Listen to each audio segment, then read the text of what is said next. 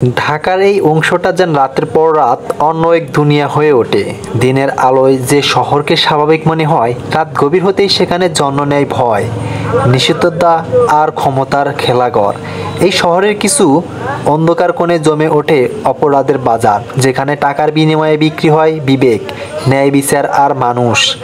রাতুল এই শহরে এই নোংরা রূপের সাথে পরিচিত, তবে আজ সে এখানে আসছে নতুন এক পরিচয়ে, একজন ধ্বংসস্রষ্টা হয়ে।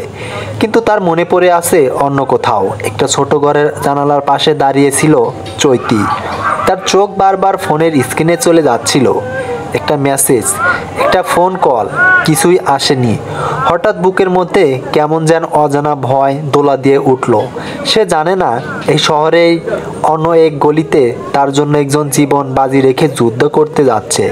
রাতুল আয়নার সামনে দাঁড়িয়ে হাত গুটিয়ে নিচ্ছিল। আজ তার চোখে অন্যরকম এক আগুন, প্রতিশোধের আগুন, অন্যায়ের বিরুদ্ধে রুখে দাঁড়ানোর আগুন। ঘরের দরজায় আসিফ দাঁড়িয়েছিল। কিছুক্ষণ চুপ থেকে বলল, ভাই, ভাবির সাথে দেখা করবেন না? রাতুল গভীরভাবে শ্বাস নিয়ে বলল, এখনো নয়। তার কণ্ঠে দৃঢ়তা ছিল, কিন্তু কোথাও যেন এক অদ্ভুত কষ্ট লুকিয়েছিল। আমি এখানে গেলে ওর বিপদ হতে পারে। চারপাশে শকুনের দল উৎক্ষেপে আছে, আর মাধ্যমের ওর ক্ষতি হতে পারে। তাই এখন যাব না, কিন্তু ছায়ার মতো ওর সাথে থাকবো। তারপর ধীরে ধীরে একটা সাদা কাগজ টেনে নিল টেবিল থেকে। পেন হাতে নিয়ে কিছুক্ষণ চুপচাপ বসে থাকলো। তারপর লিখতে শুরু করলো। চিঠিটা শেষ করে ভাঁজ করলো সে। তারপর আসিফের দিকে বাড়িয়ে দিল, তুমি এটা গোপনে ওর কাছে দিয়ে আসবে, যাতে কেউ টের না পায়। আসিফ মাথা জাগালো, এখন চলো, ক্লাব ঘরে যাই। শহরের সবচেয়ে ক্ষমতাশালী, বিত্তশালী আর নীতিহীন মানুষগুলো এখানে এসে জড়ো হয়ে আছে। রাতুল গাড়ি থেকে নামলো। তার চোখে মুখে ভয়ানক প্রশান্তি, কিন্তু ভিতরে আগুন ঠিকই বোঝা যাচ্ছিল। তার সাথে আসিফ আর কয়েকজন বিশেষস্ত সহযোগী। আসিফ ধীরে ধীরে এগিয়ে এসে বলল, বস, ভিতরে পুলিশের প্রোটেকশন থাকতে পারে। রাতুল ঠোঁটের কোণে এক টুকরো তাচ্ছিল্যের হাসি টানল। তাহলে পুলিশকেও শিক্ষা দিতে হবে। ডায়মন্ড ক্লাবের প্রবেশপথে বিশাল দেহরক্ষীরা দাঁড়িয়েছিল। তারা রাতুলের দলের দিকে তাকিয়ে বলল, এটা প্রাইভেট ক্লাব, তোদের মতো রাস্তার কুত্তারা এখানে ঢুকতে পারে না। এক মুহূর্তের জন্য রাতুল স্থির হয়ে রইল। তারপর সজোরে ঘুষি মারল লোকটার মুখে। তোর সাহস হয় কি করে আমার সামনে এভাবে কথা বলার? লোকটা ধপস করে মাটিতে পড়ে গেল। বাকিটা কিছু বোঝার আগেই রাতুলের লোকগুলো ঝাঁপিয়ে পড়ল। মাত্র কয়েক মিনিটের মধ্যেই পুরো ক্লাব দখলে চলে এলো। মদের বোতল ভেঙে ছড়িয়ে পড়ছে, জুয়ার টেবিল উল্টো যাচ্ছে, মেয়েরা আতঙ্কে ছোটাছুটি করছে। একটা মোটা গলা হুঙ্কার দিয়ে উঠল, তোরা জানিস না এটা কার জায়গা? তোর বাপের জায়গা ভাবছিস নাকি? রাতুল ধীর পায়ে তার সামনে গিয়ে দাঁড়ালো। একটা চেয়ার টেনে বসলো। আজ থেকে এটা আর কারো জায়গা না। তার পরপরই শুরু হলো ভয়ানক সংঘর্ষ। কেউ পিস্তল বের করতে গেলে তার হাত মুচড়ে ফেলা হলো। কেউ লাথি মারতে এলে তাকে মাটিতে ফেলে দেওয়া হলো। তোদের সময় শেষ, এখন আর ক্ষমতা বাঁচবে না। সেই নেতা থরথর করে কাঁপছিল, আর রাতুল ধীর পায়ে পিছনে ফিরে হাঁটতে লাগলো। শহরের অন্য এক প্রান্তে জানালার পাশে বসেছিল চৈতি। রাত অনেক হয়ে গেছে, কিন্তু তার ঘুম আসছে না। হঠাৎ তার কানের কাছে একটা নরম শব্দ হলো। সে দ্রুত তাকিয়ে দেখলো, জানালার ফাঁক দিয়ে একটা খাম পড়ে আছে টেবিলে। হাত কাঁপতে কাঁপতে খাম খুলল চৈতি। তার চোখ স্থির হয়ে গেল প্রথম কয়েকটি লাইনে। আমার চৈতি, আমার পৃথিবী, আমার সমস্ত। চৈতির নিঃশ্বাস ধরা পড়ে গেল। তুমি হয়তো ভাবছো আমি কেন আসিনি, আমি কেন তোমার সামনে দাঁড়িয়ে কিছু বলছি না। জানো, আমি পারি না। আমি তোমাকে কষ্ট দিতে চাই না, আমি তোমাকে হারাতে চাই না। আমি তোমার পাশে দাঁড়ানোর মতো একজন সাধারণ মানুষ নই। আমি এক অন্ধকারের সৈনিক। তুমি যদি আমার পাশে দাঁড়াও, তবে তোমার গায়ে রক্তের দাগ লাগবে। আমি জানি না এই শহরের রাস্তাগুলো কখনো আমাদের জন্য হবে কিনা। আমি জানি না আমার নামের পাশে তোমার নাম লেখা থাকবে কিনা, কিন্তু আমি জানি আমার প্রতিটা নিঃশ্বাস তোমার জন্যই। তুমি এই শহরের সমস্ত মায়া, সমস্ত আলোর প্রতিচ্ছবি। আমি সেই আলো থেকে দূরে থাকলেও আমি তোমার আকাশে চাঁদ হতে চাই, যা তোমাকে সবসময় আলো দেবে, কিন্তু কখনো ছুবে না। তুমি ভয় পেও না চৈতি, আমি তোমার পাশেই আছি। তোমার রাতুল। চৈতির হাত কাঁপছিল, তার চোখ ঝাপসা হয়ে গেল। বাইরে শহরের বাতাস ভারী হয়ে আসে, আর কোথাও অন্ধকারের মাঝে একজন সৈনিক যুদ্ধ করছে শুধুমাত্র একটিমাত্র মানুষের জন্য। চৈতি চুপচাপ দাঁড়িয়ে আছে। জানালার ওপাশে রাত নীরব, কিন্তু তার ভিতরে এক তীব্র অস্থিরতা কাজ করছে। চিঠিটা এখনো তার হাতেই ধরা, আঙুলের স্পর্শে কাগজের ভাঁজগুলো যেন আরও বেশি স্পষ্ট হয়ে উঠেছে। ধীরে ধীরে সে টেবিলের দিকে এগিয়ে গেল, চিঠিটা যত্ন করে রেখে দিল সেখানে। তারপর তার হাত ধরা থাকলো বুকের উপর, ঠিক যেখানে হৃদয় স্পন্দন অনুভব করা যায়। তারপর ধীরে ধীরে এগিয়ে গেল পাশের রুমে, হাত ধুয়ে অজু করলো। ঠান্ডা পানি যেন তার গরম হয়ে ওঠার মনের উপর শান্তির ছোঁয়া দিয়ে গেল। সাদা একটা জায়নামাজ বের করে বিছিয়ে দিল মেঝেতে। চারপাশ নিস্তব্ধ, শুধু তার হৃদয়ের স্পন্দন শব্দ শোনা যাচ্ছে। সে তাকবীর বলে নামাজ শুরু করলো। প্রতিটি রাকাত, প্রতিটি সিজদায় তার চোখের জল ভিজে যাচ্ছিল জায়নামাজে। মনে হচ্ছিল সে আল্লাহর সামনে তার সমস্ত কষ্ট উজাড় করে দিচ্ছে, সমস্ত ভয়, সমস্ত অস্থিরতা। নামাজ শেষ করে সে বসে থাকলো কিছুক্ষণ। তারপর ধীরে ধীরে একটা তসবিহ হাতে নিল। সুবহানাল্লাহ, আলহামদুলিল্লাহ, আল্লাহু আকবার। প্রতিটি শব্দ তার মনের অস্থিরতা কিছুটা প্রশমিত করছিল। প্রতিটি উচ্চারণ যেন রাতুলের জন্য এক একটা দোয়া হয়ে আকাশে উঠছিল। তারপর কোরআন শরীফটা খুলল সে। চোখের সামনে পবিত্র আয়াতগুলো ফুটে উঠতেই তার বুকের গভীর একম প্রশান্তি ছড়িয়ে গেল। সে পড়তে লাগলো। আস্তে আস্তে শব্দগুলো তার কণ্ঠে প্রতিধ্বনিত হতে লাগলো। মনে হচ্ছিল এই রাতে শুধু সে না, বরং কোথাও কোনো এক অন্ধকার দাঁড়িয়ে থাকা মানুষটাও এই শব্দের সুর শুনতে পাচ্ছে। এভাবেই সে বসে রইল, রাতের গভীরে ডুবে যেতে যেতে দোয়াই দোয়াই প্রিয় মানুষটার জন্য আলোর পথ খুঁজতে লাগলো। চৈতি জানালা দিয়ে বাহিরে তাকাচ্ছিল। শহরের অন্ধকার রাতে সমস্ত কিছু যেন একেবারে নিস্তব্ধ হয়ে গিয়েছিল। কোথাও কেউ নেই, শুধু বাতাসের মৃদু শীতলতা আর তাতে মিশে থাকা এক অদ্ভুত শূন্যতা। তার হাতের মধ্যে সেই চিঠি ছিল, কিন্তু সে জানতো সেই চিঠি আর কিছুই নয়, রাতুলের অঙ্গীকার, একটি প্রতিশ্রুতি। তবে তার মনে কি ছিল? ঘরের কোনায় থাকা আয়নার নিজের প্রতিচ্ছবি দেখলো। সে খুবই একা, যেন তার চারপাশে ভীষণ শূন্যতা। এক একটা মুহূর্তের জন্য মনে হয়েছিল সেই পৃথিবী থেকে হারিয়ে গেছে, কোথাও নেই, কোথাও যাবার মতো কিছু নেই। শুধু রাতুলের প্রীতরূপে শূন্য জায়গায় হাঁটছিল সে। তার মন তখন টুকরো টুকরো হয়ে যাচ্ছিল। একদিকে তার নিজের হাসি, সাহসিকতা, অন্যদিকে রাতুলের পথের অন্ধকার। সে জানতো রাতুল এক যুদ্ধে রওনা হয়েছে, আর সেই যুদ্ধের অংশ হতে পারবে না। শহরের অন্ধকারের মাটিতে এক প্রেম, একটি প্রতিশ্রুতি গভীর হয়ে বসে আছে। আর চৈতি জানতো এই অন্ধকার এক মুহূর্তের জন্য সে সঠিক দিকটি খুঁজে পাবে না। ফলে সে চুপচাপ উঠে দাঁড়িয়ে ঘর থেকে বেরিয়ে গেল। তার সিদ্ধান্ত ছিল একেবারে স্পষ্ট, রাতুলের যুদ্ধে তার কোনো ভূমিকা হবে না। তবে তার মন সে জায়গা পৌঁছালো যেখানে সে নিজের জায়গায় দাঁড়িয়ে থাকতে চেয়েছিল। সেখানে না রাতুল, না অন্ধকার, শুধু চৈতি এবং তার নিজের অস্তিত্ব ছিল। সেদিনের রাত চৈতির জীবনের একটি নতুন সূচনা ছিল, যেখানে নিজেকে বুঝতে পারার মতো শান্তি মিলেছিল। এর থেকে ভালো পারি নাই। অনেক চেষ্টা করেছি, এর থেকে ভালো ফুটিয়ে তুলতে পারছি না। অনেকে বলেছে আপু রোমান্টিক দরকার, রোমান্স দরকার। আরে ভাই, আমি কোনো চটি গল্প লিখছি না, একটা সঙ্গতময় ভালোবাসা লিখছি, যেখানে শুরু থেকে চৈতি। রাতুল যেখানে মেনে নিতে পারছে না, রাতুল চাল সর্বোচ্চ দিয়ে চেষ্টা করে ওর মনে জায়গা পেতে। তবে সব কিছু একেবারে হয় না, আস্তে ধীরে হয়। আমি নতুন আমার এই পর্বটা কাল রাত থেকে অনেকবার কাটছি আর লিখছি, তারপর দিয়েছি। আপনাদের কথা মতো দিতে গেলে আমার মাথার গল্পটাই দুটো ঘেটে যাবে। সকালে যখন চৈতি স্কুলের দিকে যাচ্ছিল, হঠাৎ করে তার সামনে একটা দৃশ্য দেখতে পেল, যেখানে একটা মেয়ে অচেতন হয়ে পড়েছিল। পুরো শরীর রক্তাক্ত, পোশাক ছিঁড়ে গেছে এবং তার চারপাশে মানুষের ভিড় জমে গেছে। রাস্তায় জমে থাকা ভিড়ে দেখে চৈতির শরীর কাঁপতে শুরু করলো। হাত পা যেন জমে গেল, পুরো শরীরটা অবশ হয়ে গেল। কিছুই বুঝতে পারছিল না সে, শুধু দেখছিল। একের পর এক প্রশ্ন মাথায় ঘোরপাক খাচ্ছিল। কি হয়েছে? কিভাবে এই নির্মম ঘটনা ঘটল? এই দৃশ্য দেখে চৈতির চোখে ভয় ছিল না, তবে বুকের ভিতর এক ধরনের শূন্যতা ছড়িয়ে পড়ল। এটা এমন কিছু ছিল যা কখনোই তার জীবনে ঘটবে না, এমন কোনো বাস্তবতায় সে কখনো ভাবেনি। চোখে জল আসতে থাকলো, সে নিজেকে সামলানোর চেষ্টা করলো।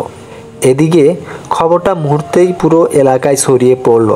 রাতুল সব কিছু জানার পর তার ভিতরে এক ধরনের তীব্র উত্তেজনা তৈরি হলো।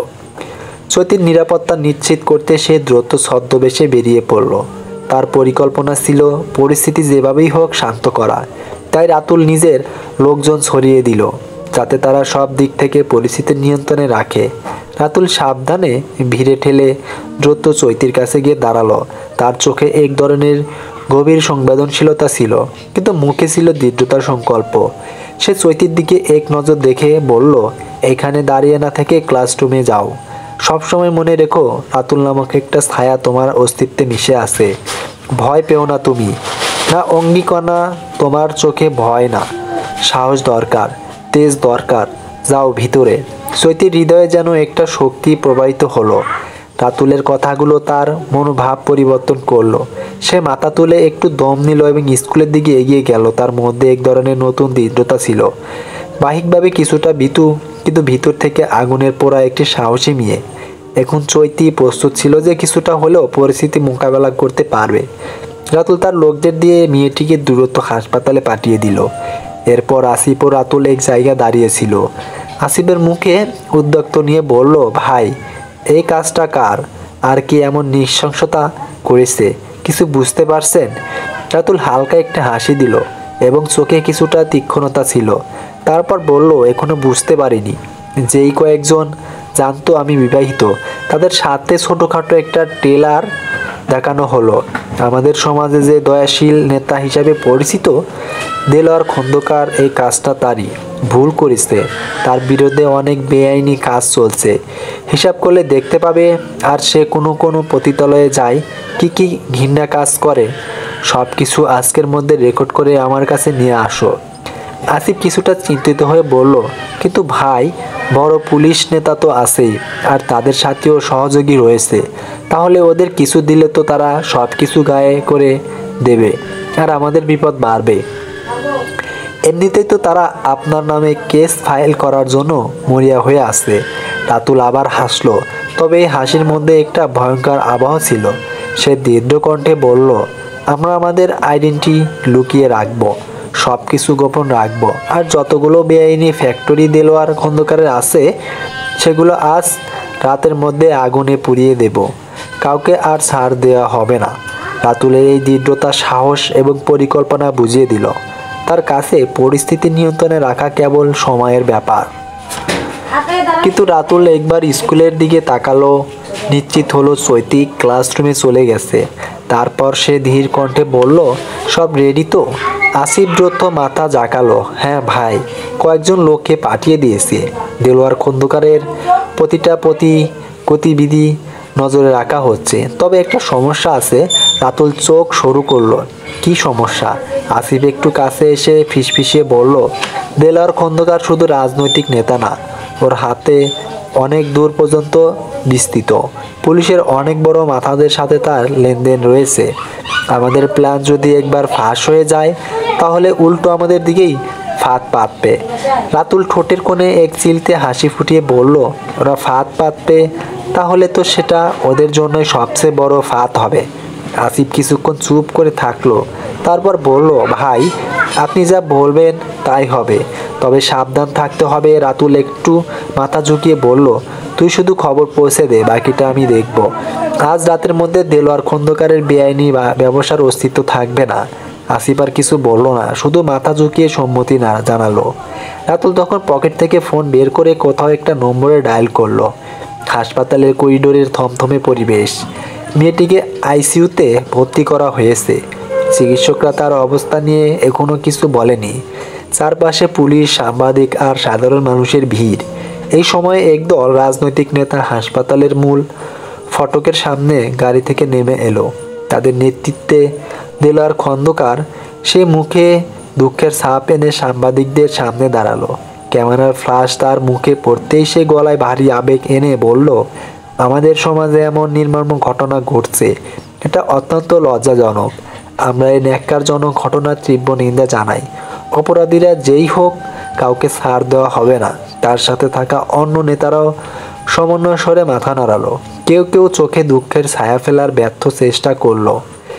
কিন্তু সাংবাদিকদের কেউ একজন প্রশ্ন করলো, আপনারা কি ভুক্তভোগীর পরিবারের পাশে দাঁড়াবেন? দেলোয়ার খন্দকার মুহূর্তের জন্য থেমে গেল। তারপর নাটকীয় কণ্ঠে বলল, অবশ্যই। আমরা আমাদের ব্যক্তিগত ফান্ড থেকে চিকিৎসার যাবতীয় খরচ বহন করব। আমি নিজে তার পরিবারের সাথে দেখা করব, আর প্রশাসনের সাথে কথা বলতে তুরন্ত দোষীদের গ্রেপ্তারের ব্যবস্থা করব। সঙ্গে থাকা নেতারা আবারও মাথা ঝাঁকালো। কেউ কেউ চাপা স্বরে বলল, ঠিক বলেছেন নেতা ভাই, দোষীদের উপযুক্ত শাস্তি দিতে হবে। এর মধ্যে হাসপাতালের এক চিকিৎসক বাহিরে বেরিয়ে এলেন। সাংবাদিকরা দৌড়ে গেল তার দিকে, কিন্তু তিনি কোনো মন্তব্য করলেন না।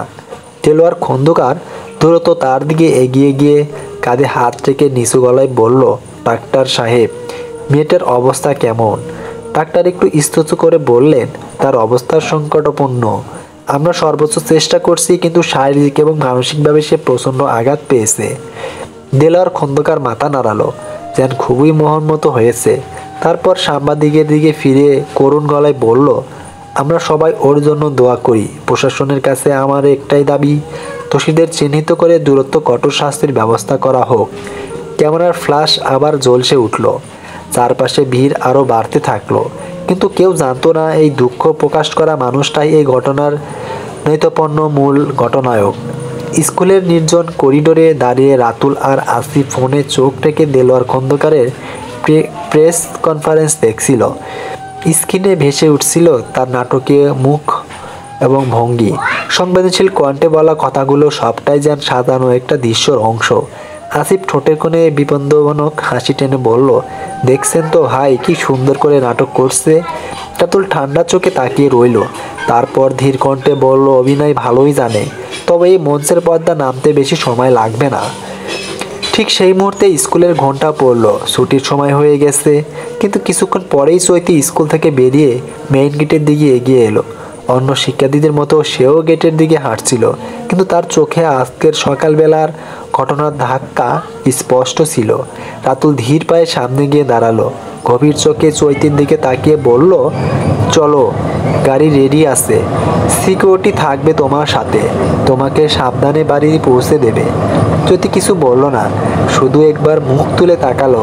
তার চোখের ভাষা বুঝতে পারা কঠিন, তবে তার মধ্যে প্রশ্ন ছিল। গাড়ির দরজা খুলে দেওয়ার আগে রাতুল পকেট থেকে একটা পুরনো মডেলের বাটন ফোন বের করে চৈতির হাতে নিল। এইটা সবসময় সাথে রেখো, গভীর কণ্ঠে বলল সে। এতে শুধু দুটো নাম্বার সেভ করা আছে, আমার আর আসিফের। যদি আমাকে ফোনে না পাও তাহলে আসিফকে ফোন করবে। সত্যি কিছুক্ষণ ফোনটা হাতে নিয়ে তাকিয়ে রইল। তারপর ডগর ডগর চোখ তুলে সরাসরি রাতুলের দিকে তাকালো। তার কণ্ঠে এক অদ্ভুত আবেগ মিশেছিল। আপনি যাবেন না? রাতুল এক মুহূর্ত চুপ করে থেকে বলল, না, এখনো না। আমার কাজ শেষ হলে আমি নিজেই তোমার কাছে যাব। আর শোনো, কদিন আর স্কুলে আসতে হবে না, বাসা থেকে লেখাপড়া করবে। সত্যি কিছু বলতে গিয়েও বলল না। চোখের সামনে আরও কিছু প্রশ্ন জড়ো হয়েছিল, কিন্তু সে চুপ করে রইল। রাতুল নিজ হাতে গাড়ির দরজা খুলে দিল। চৈতি ধীরে ধীরে উঠে বসলো। গাড়ি ধীরে ধীরে স্কুল গেট পেরিয়ে রাস্তার মিলিয়ে গেল। রাতুল গাড়ির দিকে কিছুক্ষণ তাকিয়ে রইল। তারপর ধীরে পকেট থেকে সিগারেট বের করে ঠোঁটে নিল। তার চোখে তখন প্রতিশোধের হাসপাতালের করিডোরের শুনশান। রাতুল আর আসিফ দ্রুত পা চালিয়ে গিয়ে যাচ্ছে। মেয়েটা এখনো অচেতন, ওটিতে আছে। বাহিরে দাঁড়িয়ে থাকা পুলিশদের চোখে কিছুটা চাপা অস্তিত্ব, কিন্তু কিছু বলছে না। প্রেসের কয়েকজন সাংবাদিক এসে ঘিরে ধরল রাতুলকে। মাইক্রোফোনগুলো একসাথে সামনে ধরে প্রশ্নের বৃষ্টি শুরু হলো। এই ঘটনার পর আপনার পদক্ষেপ কি? পতিতালয় বন্ধ করতে গিয়ে উদ্যোগ নেবেন? রাতুল চুপ করে তাকিয়ে রইল কয়েক মুহূর্ত। এরপর ধীরে ধীরে বলল, আমাদের দেশে পতিতালয় আমরা তৈরি করি। দিনের আলোতে আমরা সভ্য ভদ্রলোক, আর রাতের অন্ধকারে হয়ে যায় নিকৃষ্ট জানোয়ার। এই মেয়েটা ধর্ষণের শিকার হয়েছে, আর আপনারা কি করছেন? আসল অপরাধীকে ধরতে চাচ্ছেন না, বরং এখানে এসে নিজের ইমেজ ধরে রাখার চেষ্টা করছেন। আর যারা আরও এক ধাপ এগিয়ে যায়, তারা এই মেয়েটার ছবি তুলে সামাজিক যোগাযোগ মাধ্যমে ছড়িয়ে দেয়। তারপর মুখোশ পরে বলে, আমি প্রতিবাদ করছি। চারপাশে নিস্তব্ধতা নেমে এলো। সাংবাদিকরা একে অপরের দিকে তাকাচ্ছে, কেউ কেউ স্তুতি করছে। রাতুল আবার বলল, এই দেশের হাজারো ধর্ষিতা মেয়ে কখনোই কোনো জায়গা নেই। বিশ্বাস না হয় 2 দিন অপেক্ষা করুন, দেখবেন সমাজ এই মেয়েটার চরিত্র নিয়ে প্রশ্ন তুলবে, অশ্লীল কথা বলবে। তারপর হয়তো মেয়েটা আত্মহত্যা করবে, অথবা এক সময় তাকে ঠাঁই নিতে হবে সেই পতিতালয়ে। যেটা বন্ধের কথা আপনারা বলছেন। রাতুলের চোখে ভাষা কঠিন হয়ে উঠল, কণ্ঠে তীব্র রাগ আর অভিমান। আমাদের দেশের রক্ষকরাই ভক্ষক, আর আমি কোনো সাধু পুরুষ নই। আমার মধ্যে খারাপ গুণ আছে, কিন্তু একটা পার্থক্য আছে, আমি যা করি তা অস্বীকার করি। অন্তত সাদাকে সাদা আর কালোকে কালো বলতে পারি। আপনাদের কাছে একটা অনুরোধ, প্লিজ এই মেয়েটার ছবি বা ভিডিও কোথাও পোস্ট করবেন না। তাকে বাঁচতে দিন, তাকে আরেকবার মরতে দেবেন না। সাংবাদিকদের মধ্যে গুঞ্জন উঠল, কেউ মুখ নিচু করলো, কেউ চুপ রইল। রাতুল এবার এক ধাপ এগিয়ে বলল, আপনারা যারা মিডিয়াতে কাজ করেন, আপনাদের সত্যিকারের শক্তি আছে। ক্ষমতার অপব্যবহার করবেন না, বরং এই মেয়েটার জন্য সঠিক বিচার দাবি করুন। ধর্ষিতা মেয়েটাকে সমাজের সামনে টেনে আনবেন না, বরং ধর্ষকের মুখোশ খুলুন। এমন শাস্তি দিন যেন পরের বার কেউ ধর্ষণ করতে গিয়ে একবারও নয়, 100 বার ভাবে। চারপাশে থমথমে পরিবেশ, কেউ কিছু বলছে না। রাতুলের চোখে তীব্র অগ্নি, কণ্ঠে তীব্রতা। আসে এক নয়, তার কণ্ঠে হাজারো নিপীড়িত নারীর আর্তনাদ। রাতুলের কথা শেষ হতেই আশেপাশে এক ধরনের চাপা নীরবতা নেমে এলো। সাংবাদিকদের কেউ কেউ মাথা নিচু করে দাঁড়িয়ে রইল, কেউ আবার ক্যামেরা নামিয়ে ফেললো। হয়তো তারা রাতুলের কথায় কিছুটা লজ্জিত, আবার হয়তো এমন খোলামেলা সত্তা শুনে কিছুটা হতবাক।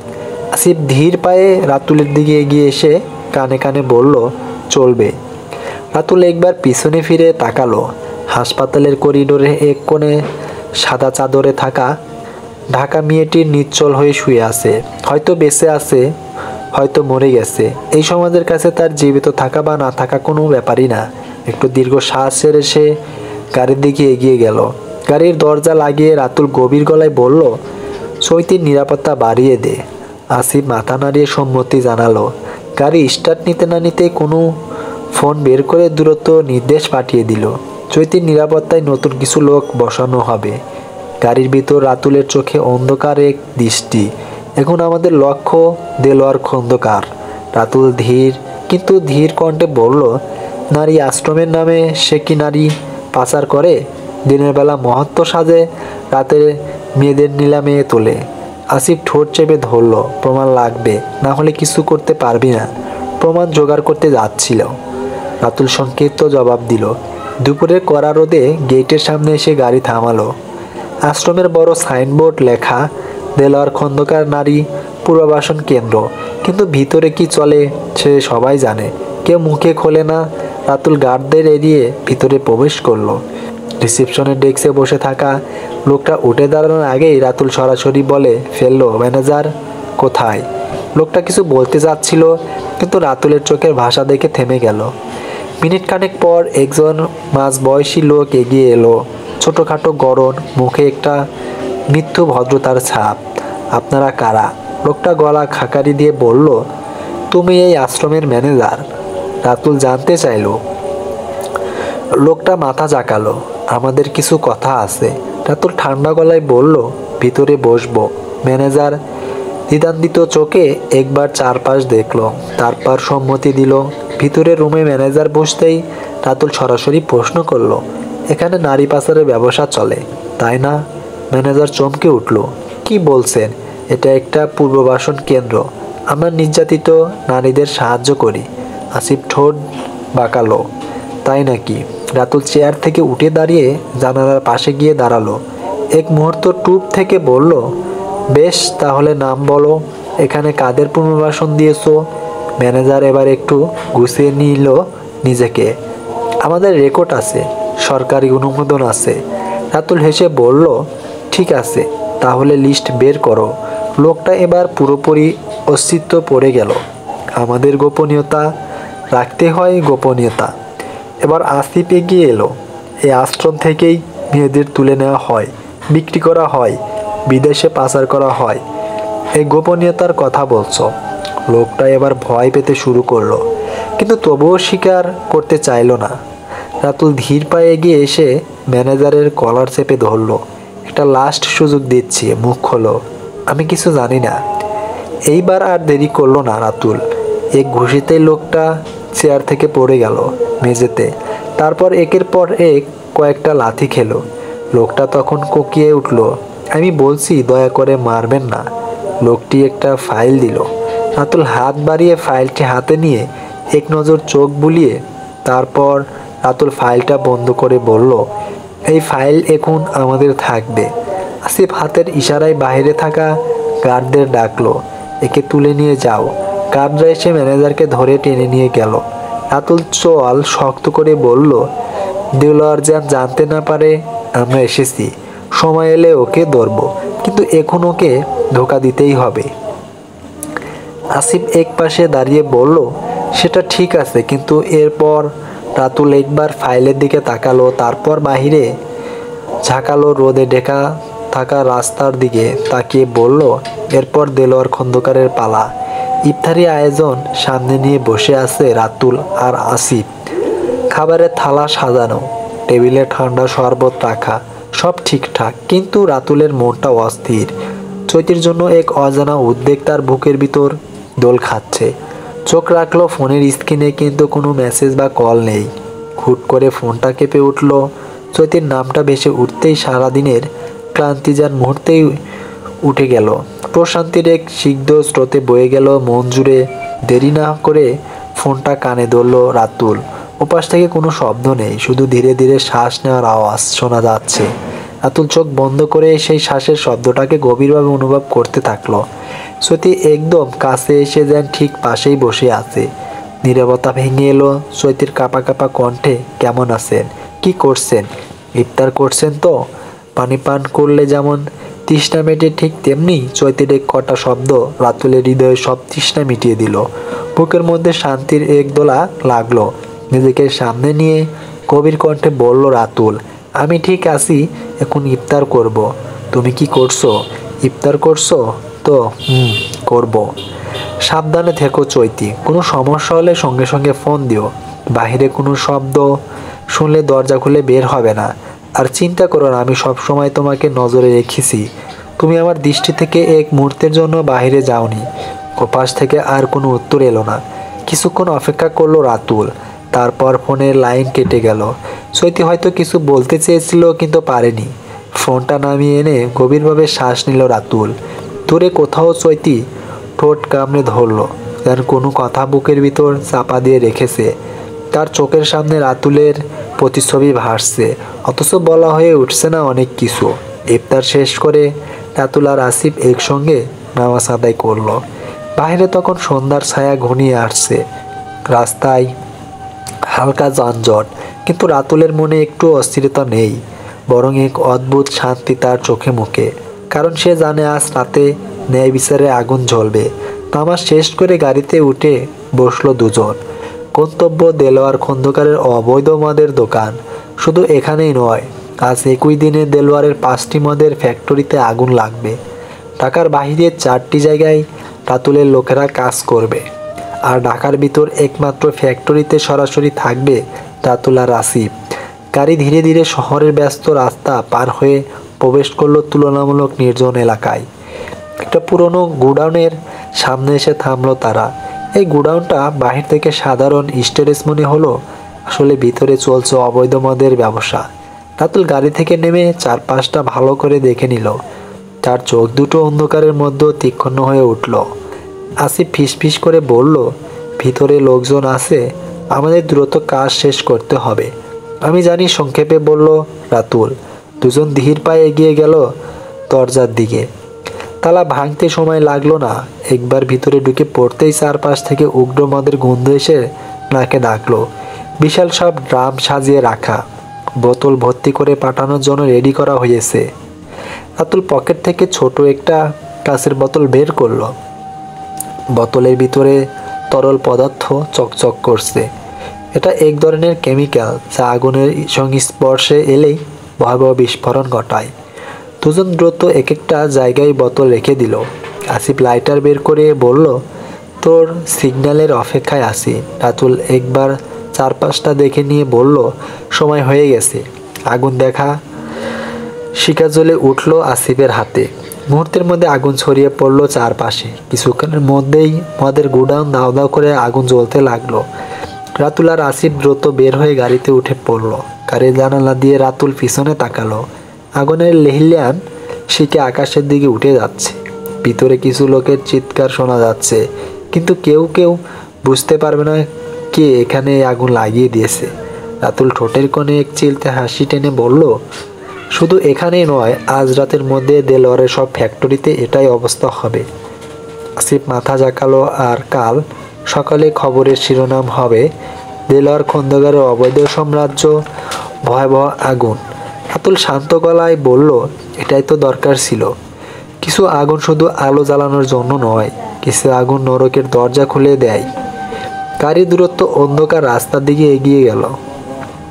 আর পিছনে দাউ দাউ করে জ্বলতে থাকলো অবৈধ মদের ব্যবসা। কালো অধ্যায় চলবে।